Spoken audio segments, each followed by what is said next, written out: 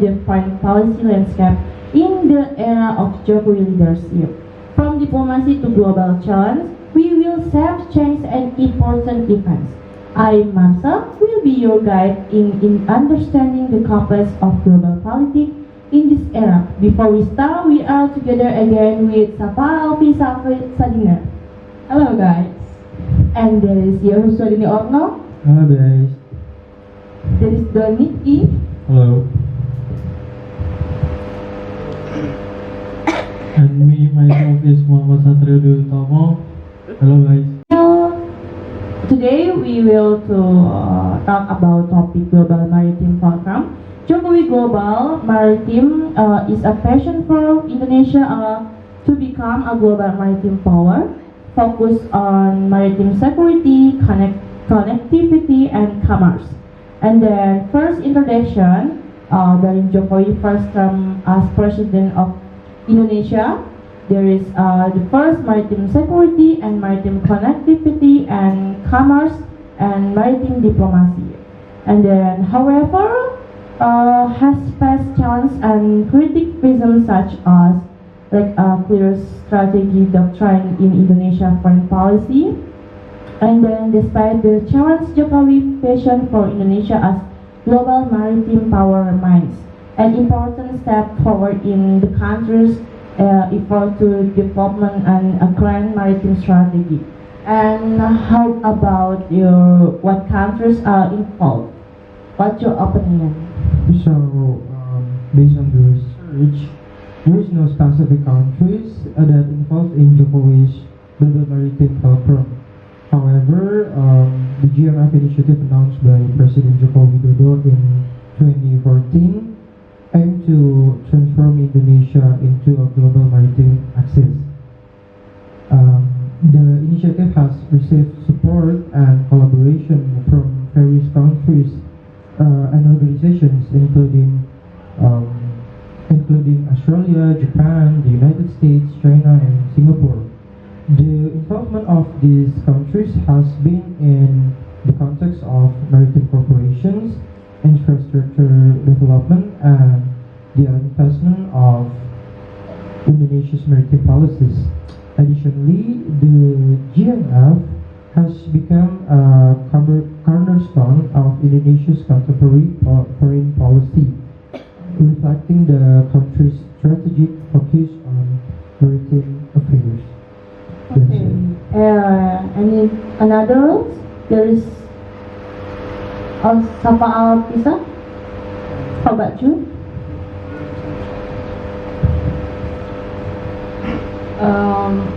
I was thinking about the GMF contribute or dispute or solve it. I mean, by this GMF program by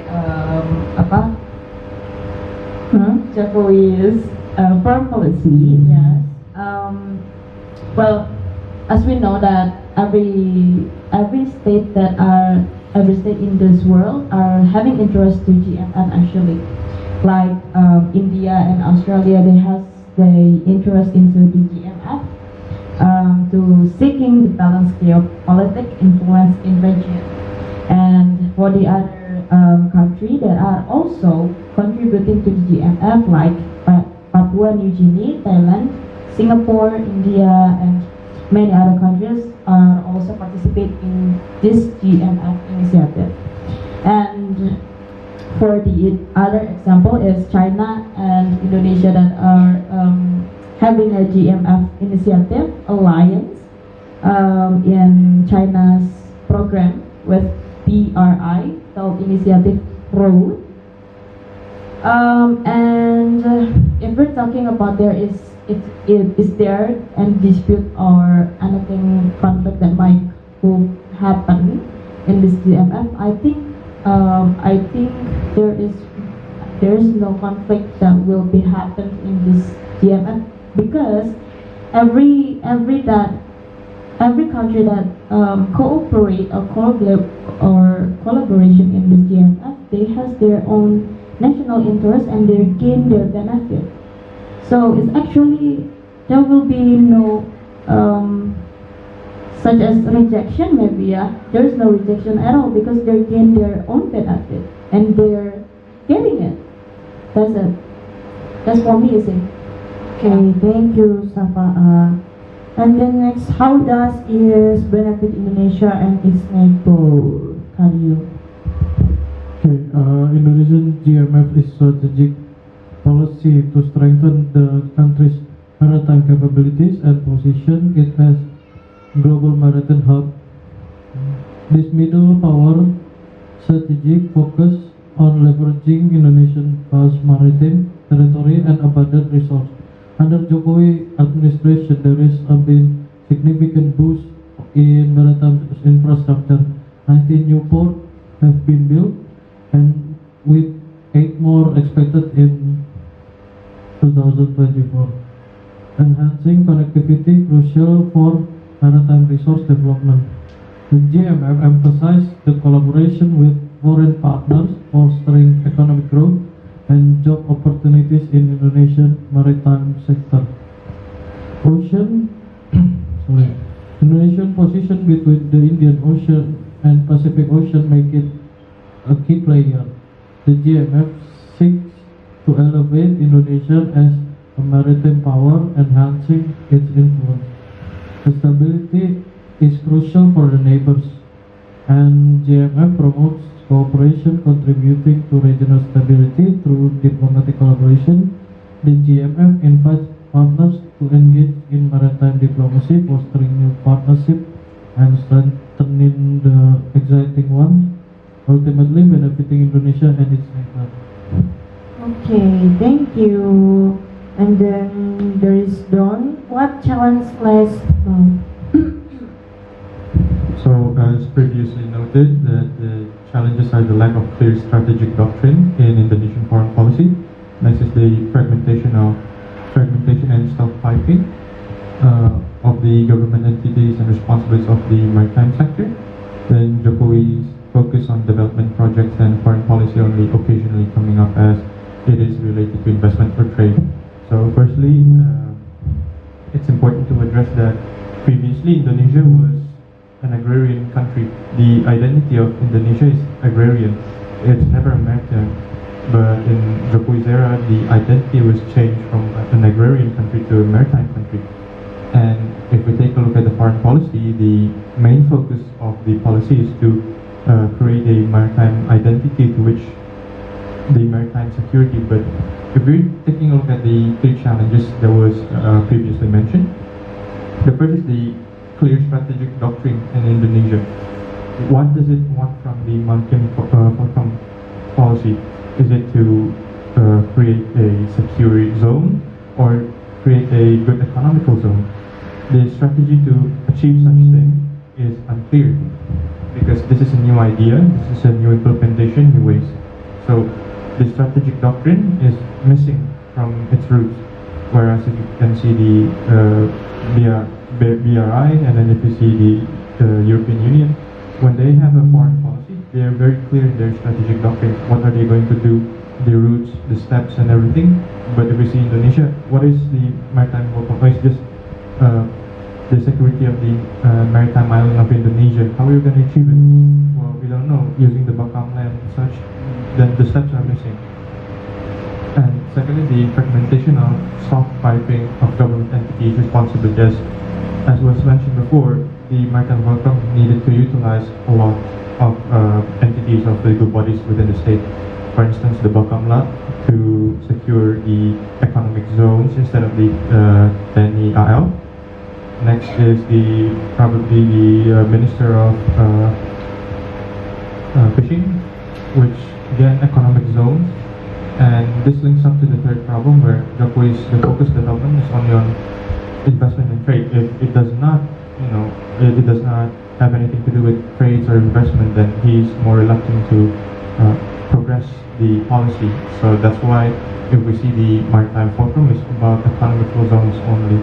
Let's work with Singapore, let's work with this, enhancing trade routes, etc., etc. But that does not link up to the name of maritime securitization.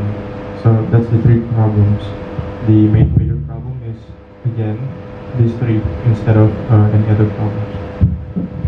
Okay.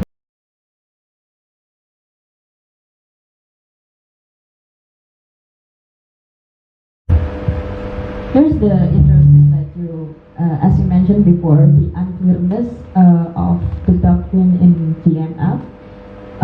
But my question is, why, as we know, that the unclearness is might be misunderstanding of what the GMF purpose, like the main purpose of the GMF, right? But but at the same time, there is many countries, such as like I mentioned before in my statement. There is many countries that are also already initiate the collaboration, collaborating or cooperation in GMF. Like, is it only on trade on their national interest, or is there any minus that they want to achieve? What do you think about that?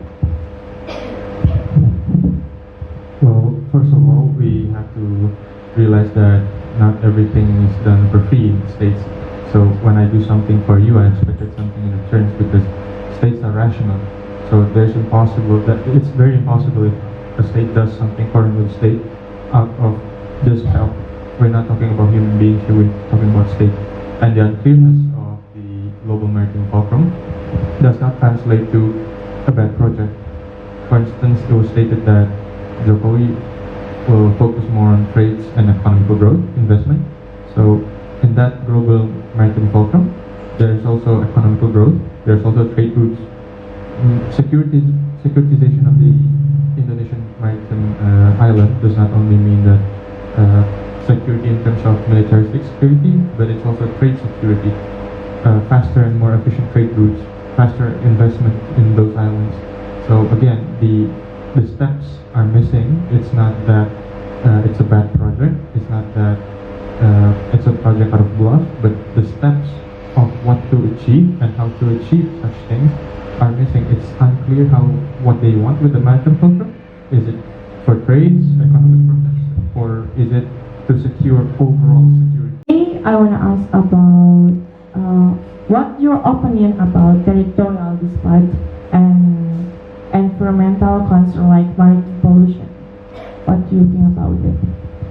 Well, as of maritime, the disputes, there always been maritime dispute, for instance, in Natuna Island.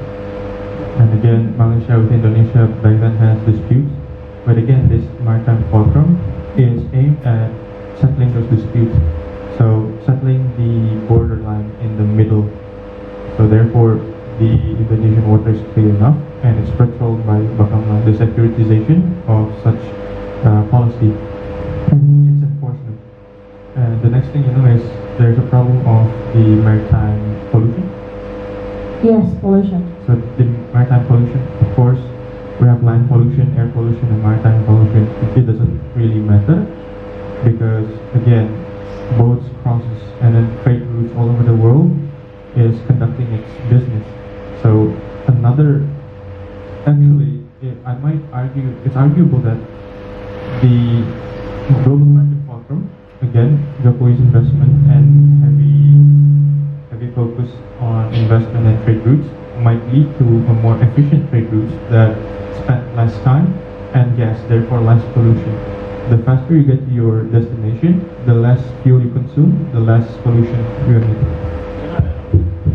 I want to add up with the security issue about the maritime dispute. Indonesia, I think with the Global Maritime Fulcrum's idea, Indonesia will be the umbrella of the ASEAN and to counter the China's influence in SCS, South China Sea. So I think Indonesia will defend and will help such as Philippines and Vietnam to resolve the dispute. Okay. That is exactly correct. The one aspect that was not mentioned before is that the Indo-Pacific region is a very powerful region that the US, China, and the AUKUS try to went in, and without the global maritime fulcrum, Indonesia being the father of ASEAN, and Indonesia is right there in the middle. For instance, Indonesia is the gateway to Australia, Indonesia is the gateway to Asian countries, and Indonesia is the gateway to the Middle East. So it's precisely that the influence of political, geopolitical influence that they try to balance out. But again, the steps are missing, as previously mentioned. Okay, thank you, Don, and thanks, you. Anything else? Nothing? Okay, maybe that's all for me, but the conclusion is the topic is today there is security maritime and connective maritime, and then there is commerce maritime, and the last diplomacy maritime. But the conclusion is, despite this challenge, Jokowi's vision for Indonesia as global maritime power remains an important step forward in the country's effort development and current maritime strategy. Maybe that's all for me, and see you goodbye. Bye, guys.